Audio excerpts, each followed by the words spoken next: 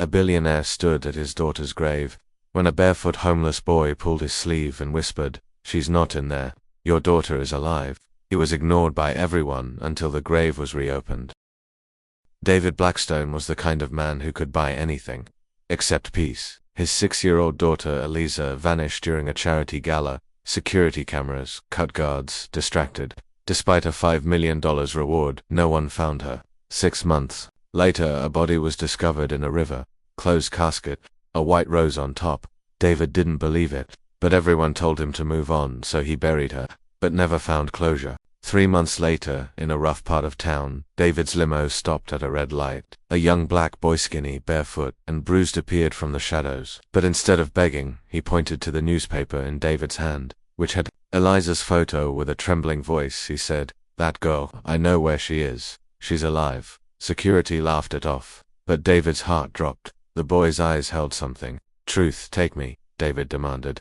The boy hesitated, then nodded. "But we'll have to go alone." They watched. They drove in silence, through back alleys, past dumpsters, into a forgotten part of the city. Finally, they reached a boarded-up warehouse. Inside, a little girl sat on a torn mattress, hugging a stuffed rabbit, dirty, silent. But when she looked up, those eyes, David collapsed. It was her.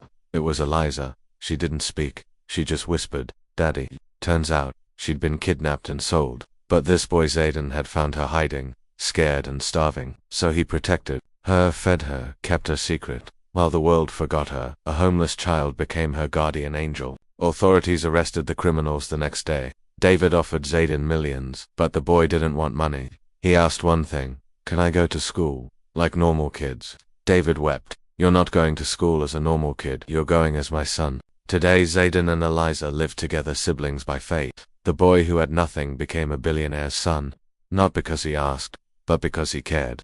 And in David's mansion hangs a single framed quote: "The streets tried to break him, but he broke the silence and saved my world." If this story touched your heart, don't forget to like, share, and subscribe, because more stories like this deserve to be heard.